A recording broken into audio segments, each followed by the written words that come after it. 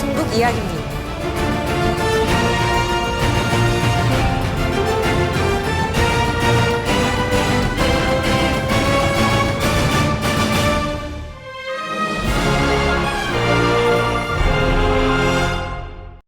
아베 얘기 좀 해야 될 것 같습니다. 아베가 이제 24일을 넘김으로 인해서 연속 재임 일수 2,799일을 달성함으로써 기네스북에 올랐습니다. 일본 기네스북이죠. 사토 에우사코라고 이 전 총리가 기록했던 2,798일을 25일로 해서 넘어선 겁니다. 그러니까 이제 아베가 내각이 2번이잖아요. 그러니까 2번 동안 한 거를 다 합쳐서 총리직 오래 한 사람으로서 원래 1위였는데 연속으로 오래 한 사람, 안 쫓겨나고 연속으로 오래 한 사람 1위에 오름으로써 이관왕이 된 거죠. 이관왕이. 네. 아무튼 이거를 지키기 위해서 아베가 그동안 사임을 버티고 있었다라고 하는 얘기가 많습니다. 근데 이제 지금 이 유권자 민심, 그러니까 자기 개인 타이틀을 위해서 뭐 민심이라든지 뭐 정치 상황 같은 거 고려를 안 한 거죠. 일단 나는 일본 역사에 가장 최장수 그리고 연속으로 했던 최장수 총리로 남는 거다. 내가 일본 최고의 총리로 기억될 거다. 역사상 아마 이런 욕심이 있는 것 같아요. 내가 보기엔 최악의 총리로 기억될 가능성이 높은데. 아무튼 지금 이제 아베에 관한 지지율 한 36% 정도 되고요. 이 정도 수치면 이제 2012년 12월 이후에 최저치 정도가 된다고 합니다. 그리고 이제 아베를 지지한다는 사람들한테 별도로 물어본 거예요. 이게 아베 반대하는 사람 말고 아베를 지지하는 사람들한테 이제 다시 설문조사를 한 거지. 그 그룹 안에서. 그 그룹 안에서 아베를 신뢰한다는 사람이 13.6%. 아베가 지도력이 있다고 평가하는 사람이 4.3%라는 거예요. 그러니까 일본 사람들도 아베 지지층들조차도 사람이 없어서 아베지 아베에 지금 있는 어떤 지도력이라든지 정치적 감각은 빵점이다라고 얘기를 하고 있는 거예요. 이 정도 되면 물러나야죠. 문제는 지금 저질러 놓은 게 너무 많아가지고 이게 자칫 잘못 물러났다가는 이게 깜방으로 끌려가게 생긴 겁니다. 그래서 자기 퇴임을 안전하게 보장해 줄 수 있는 그런 이제 사람들을 후계자로 찾고 있는 거죠. 그래서 이제 말씀드린 대로 지난 시간에 말씀드린 대로 아소다로 부총리가 뭐 임시 그 대행 같은 걸 하면서 국회 해산을 진행할 가능성이 높아 보인다라는 얘기를 했었죠. 왜냐하면 지금 이제 선거를 하게 되면 누가 뽑힐지 모르기 때문에 아소다로가 단독으로 자민당 안에 선거를 해서 총재가 될 가능성이 없다라고 판단이 되기 때문에 임시 총재로 가려고 하는 거예요. 그게 지난주까지 이제 설명드린 게 그거였는데, 여기 이제 또 다른 변수가 생기기 시작한 겁니다. 임시 총재로서는 지금에 있는 위기 상황을 돌파할 수 없다라고 하는 여론이 워낙 팽배하기 때문에. 임시 총재라고요? 그렇죠. 일본은 그 자민당 총재를 뽑으면 그 사람이 수상이 되는 거거든요. 그러니까 자민당의 총재가 일본 수상이 되는 거예요. 최다 집권당에. 근데 이제 총재라고 하는 자리는 의원들끼리만 뽑는 거잖아. 네. 그래서 자기 계파들한테 선거를 하는데 원래 총재를 하게 되면 자기 밑에 부총재를 둬요. 네. 근데 아베는 부총재를 안 뒀어. 왜? 나는 2인자가 필요 없어. 사연임 할 거거든. 그래서 부총재가 비어있는 상황이기 때문에 승계가 안 돼. 유고가 되더라도. 그러니까 총재를 뽑아야 되고 수상을 바꿔야 된다라고 하는 얘기가 나오고 있는데 지금 하면 이시바가 이길 수도 있다라는 얘기가 나오면서 어떻게든 요걸 피해 가려고 하는 게 있었는데 아베가 작전을 바꾼 것 같습니다. 아소다를 포기한 것 같아요.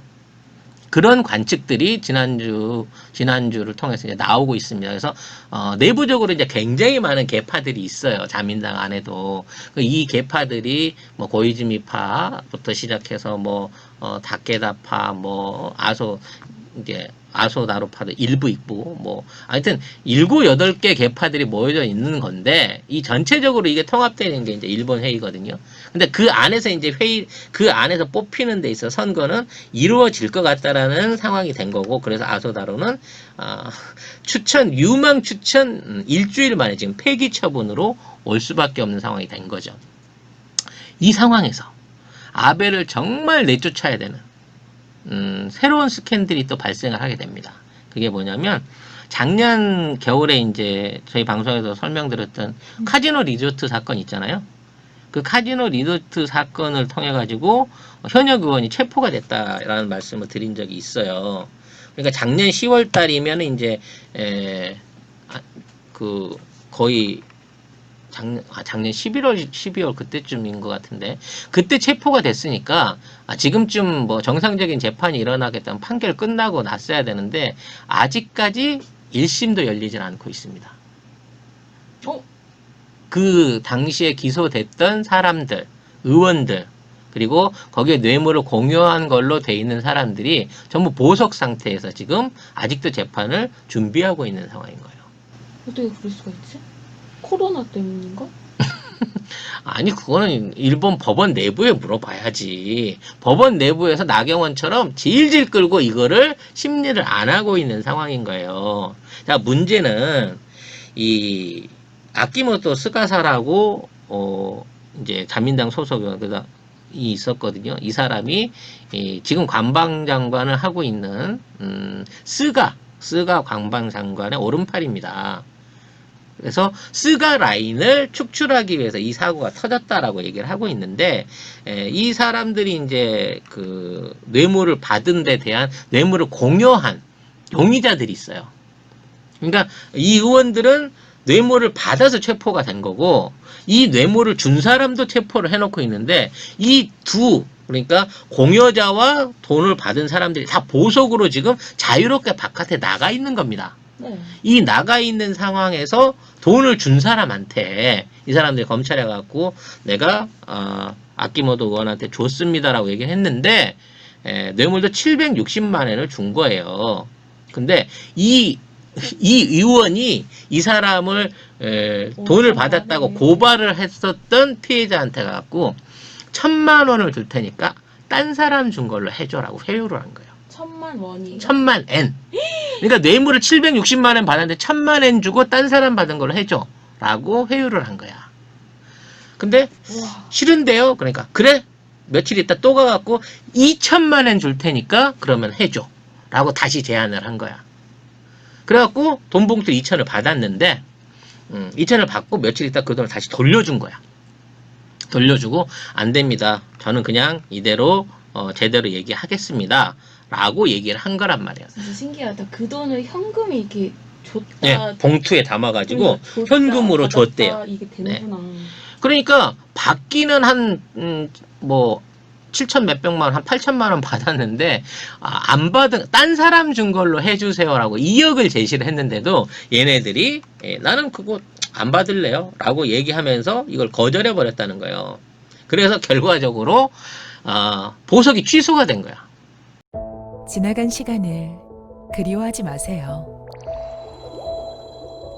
다가오는 시간을 맞이하세요. 피부를 채우고 화려한 꽃을 피우다. 화려화. 이 국회의원에 대한 보석이 취소된 거야. 왜? 매수하려고 했잖아요. 들통났잖아. 네. 그리고 이 매수를 하려고 일종의 에이전시를 보냈어. 그러니까 직접 만나진 않은 거지. 하수인을 보내서 그 돈을 주고 매수를 하려고 했는데 얘네들이 추가 구속이 됐어요. 그러면서 이제는 이제 이 뇌물 사건 자체가 문제가 아니라 뇌물보다 더 큰 돈을 주고 이거를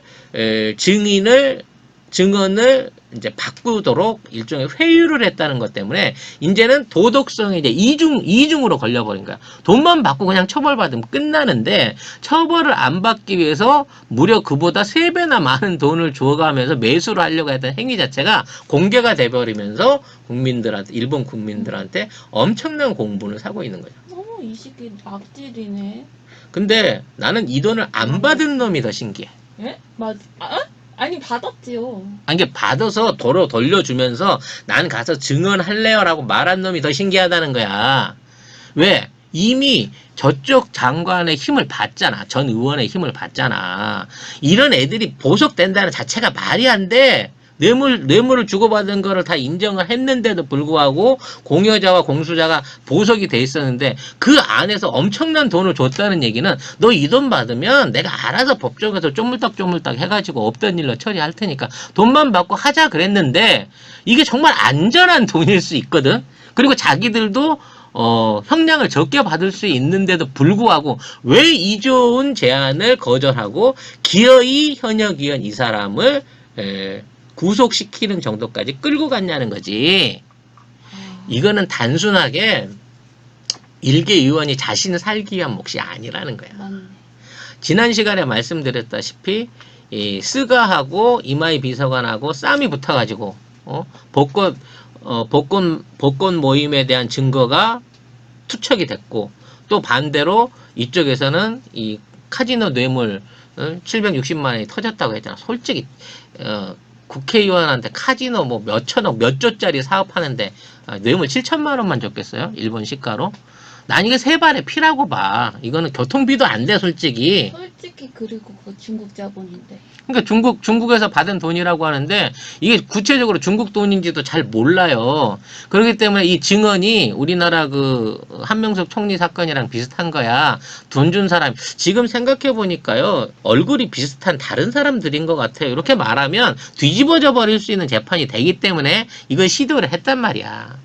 그럼에도 불구하고 외압에도 불구하고 지금 이 뇌물 공여자가 꿋꿋하게 지금 현역 의원을 아키모토 의원을 물고 늘어진 이유 결국은 스가 관방장관을 낙마시켜 버리겠다라고 하는 정치적 배후가 있다는 거지. 맞네. 보내버리려고. 보내버리려고 하는 거야. 후계 구도인 거예요. 사실상 지금 아소다로가 이거를 못하게 되면 그 다음으로 갈 수 있는 게 스가였는데 이제는 스가까지도 완전히 매장이 되는 상황이 왔다는 거지. 그럼 결국 누가 될까요? 누가 아베를 대신해서 지금 신임 총재로서 차기 수상이 돼서 앞으로 이제 새롭게 이루어질 자민당의 다음 내각을 이끌어 가게 될 것인가가 이제 초미의 관심사가 된 거죠. 결국 차세대 후보군들은 많이 있습니다만 이시바 시게루는 아베 잡아놓을 사람이니까 어떻게든 아베가 막아야 될 사람이고 고이즈미 이쪽에는 워낙 바보인 거가 증명이 돼버렸으니까 틀린 거란 말이에요. 그런 와중에 이제 누군가 다른 사람이 나와야 돼. 아베를 지켜줄 수 있는 사람. 아베파가 자기 있는 모든 그 관료 조직들이라든지 지금 있는 정파들을 끌어모아가지고 밀어줄 수 있는 마지막 남아있는 계파. 아베를 지켜줄 수 있는 사람이 누구냐 이걸 알아야 된다는 거죠. 저는 이 사람이 기시다 후미오라고 예상을 합니다. 기시다 후미오는 원래 아베 내각 안에서 외무부 장관이었어요. 외무부 장관으로서 상당히 큰 문제 없이 진행이 됐었습니다만 2017년도까지 무려 5년 동안을 외무 대신으로 연임을 했습니다만 이게 이제 의학대학 설립 스캔들 이런 것들 2007년도에 터졌을 때 아베 내각에 대한 국민 여론이 나쁠 때 각계학원 얘기 나왔을 때 외무 대신인데 자기가 책임지고 내각에서 사퇴하겠습니다라고 옷을 벗은 사람이야. 이게 쉽게 말하면 네가 뭔데지 왜 교육부 문제인데 그 아베 내각 문제들 외무 대신이 왜 옷을 벗어 이럴 정도로 이유가 안 되는 사임을 한 사람인 거야. 그러니까 쉽게 말하면 똥물 튀기 전에 미리 튄 거지 당으로. 그래서 이 사람이 당에 복귀를 해가지고 정조 회장을 현재 맡고 있어요. 정조 회장이 뭐냐면 특별한 그 국가 직책은 아닌데 자민당 안에서 친목회장 같은 거야. 그러니까 그동안 자민당에 있는 다른 많은 그 의원들을 많이 만나고 포섭하고 도와주고 이런 거 하는 거야. 그러니까 의원들 친목을 위해서 말은 친목이지만 정치 자금이라든지 지역구의 어려운 문제라든지 이런 청탁 받아서 중간에 조정해주는 정조 회장 자리를 맡고 있기 때문에 사실상 계파의 숫자는 많지 않지만 자민당 의원들한테 대한 신임이 상당히 높은 상황에 있다는 거죠. 이 사람이 아베의 신복이거든.